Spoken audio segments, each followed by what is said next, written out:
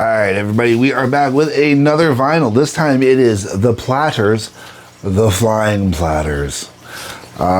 This one is old and it is beat up. It has been well loved. The binding is gone completely on the top and the bottom. The record was skipping a little bit as we were going here. Okay, so I'm going to start just by reading the actual back. Okay, I'm going to read this because this kind of sets a lot of tone for me for this. So you think the title of this album is just a play on words, a gag. The demand of fame have made it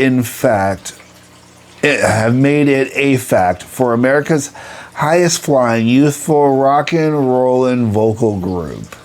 When Mercury Records informed the Platters that they were to record the sparkling album before their flying trip to England, the group had to prepare and rehearse it on the fly between their flying trips to meet personal appearance commitments in the States.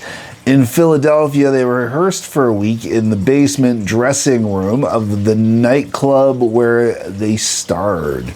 Then they tore up to New York City to cut 4 sides the day before they opened at the celebrated Paramount Theater.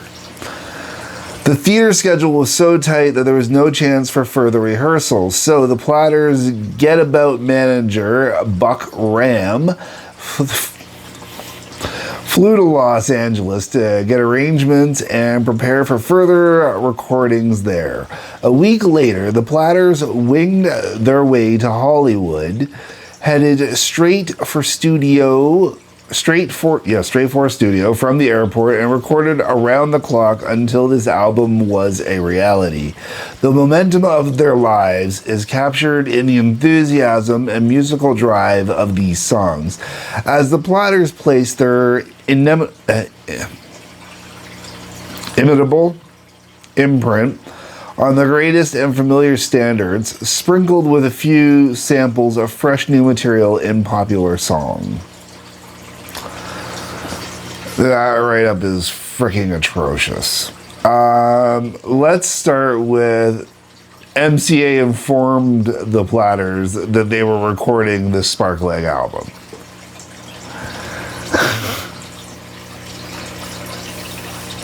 Contractual obligation. Oh, man. Okay. I don't know if rocking and rolling vocal group is the right term either. I mean, if you're one of my regular viewers and you know I just did the Dickie Lee album, there is some stuff that is definitely comparable to that album. The time period feels right. The types of songs feels right. So there is that kind of rockin' kind of vibe in there. This has got a little more doo-woppy to it and whatnot. I question some of this album, and I wanna... Okay, so when I talk about certain things on this album, we all gotta understand that I'm just commenting on an album. And some of the things I'm going to comment are going to be questionable, which is why some of them I'm going to question. And some of them are questionable for other people to question. So here we go. Okay. The album opens up. Okay, wait. Before we even get into that, okay? I don't understand the nice lady here, because there's barely, I mean, there's some, but there wasn't a lot of female vocaling on here. It was definitely a lot of the dudes. And, man, these guys look a little skeezy. You know, I mean, these are the guys that, you know, by, like the 80s, 90s standards, these would be the guys that be sitting on the porch, you know, hollering out, you know. They're just Just, okay. So as I said, the album's Up With You Are Too Beautiful, which is, it's not a bad way to open up the album. It had the right vibe to it. Mean to Me, I wasn't a fan of. Dark Town Strutter's Ball. I'm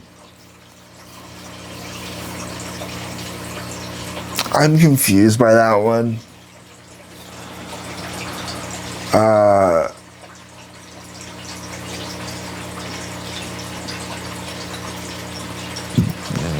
To me, that feels like, okay, so by today's standards, I feel like me just saying Dark Town Strutter's Ball is going to get me canceled.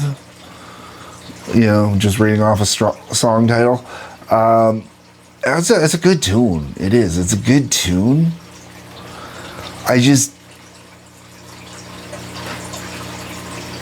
Maybe I'm mistaking it, but it just feels like it's inappropriate.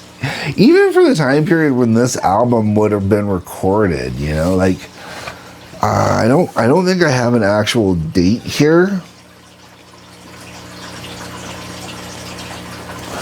No, I don't have a date here. But let's say, 50s, early 60s. That feels highly inappropriate. Like, that feels like something that would have been pre-World War II to me. I don't know, just wrong. No Power on Earth was an okay tune. Okay, I'm gonna sit right down and write myself a letter. That one and Dark Town Strutter's Ball actually were probably my two favorite songs on the entire album. Musically and just lyrically, they were just kind of some of the more enjoyable. Time and Tide, yeah. Love You Funny Thing, okay. In the Middle of Nowhere, Oh Promise Me, Don't Forget, blurred. They just kind of, you blink and they kind of, you start in the middle of nowhere, and before you realize that you're in the middle of Don't Forget. Only because you realize you're in Don't Forget, and then the next thing you know, you're in a Sweet 16, which is the last song on the album. Sweet 16, oh man, okay. So, the Platters, all right. You never hear the Platters take crap for writing a song about a 16-year-old girl. And let me be very clear. This song is not appropriate, okay? This is not some cutesy, teenage boy having a thing for a teenage girl, okay? No. You pay attention to lyrics. This is right up there with, all those other 16 lyrics or 17 lyrics or, she's only 16 if you know what I mean, or, what is it? Is that 17 one from Winger or whatever it is? Yeah, just no. And those ones are saying how those songs, when they're singing about 16, they're saying that they know that it hurts that they're that young. This one's not saying that at all. This one's preying on it, man. Like Predator stuff going on in that one.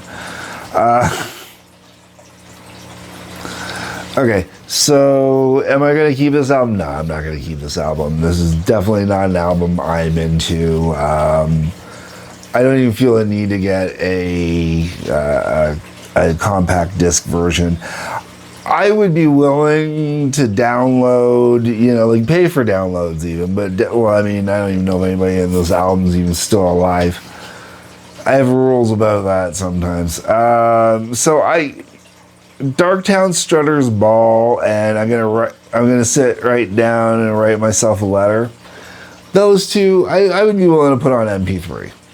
Not off of this, because this is not a great vinyl. It's old, it's beat up. It sounds old and beat up. But those are the only two songs on here I personally would really get into. Now, there are a lot of people that really dig this. Really dig this. It's not that it's a bad album. It's just not my type of album. Not my music per se. It's the same with... I really do like that I did the Dickie Lee album right before this. Because it does. It really kind of... It's a time period musically that falls right before I really start getting into music. Like, for me... Well, I don't mind some stuff from, the 50s and the early 60s. Especially, like, I love my surf rock. Love my surf rock. But...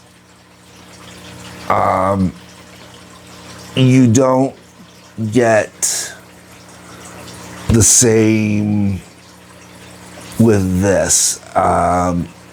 Most of what I'm really into starts around the mid-60s going later, when psychedelic rock starts being a thing. Whether it be psychedelic rock with the Beatles, whether it started being, the Stones getting heavy and hard, stuff like that. So this is just the wrong type of music, wrong era for me, It's the same thing I'd say about Elvis, realistically, if I was listening to some old school Elvis. Same thing I'd say about old school Jerry Lee Lewis. So it's just a matter of the time period, the music, the sound, stuff like that. But if you're into all that, cool album. It's a really good album. I wish this had been a better copy with a better sound quality. But, what are you going to do? Let me know what you guys think down below in the comments section. I don't know how many more vinyl I'm going to get through in the near future, but they're definitely going to get done, and they're going to get mixed in with a lot of the other CDs I've been doing, like all the stuff from Drew and that. I'm just going to make this all wild and crazy and all over the place now. Good luck, folks. This is going to be a good one. On your way down to the comments, like button, subscribe button, bell for notifications. Couple links worth checking out. Peace, love, take care.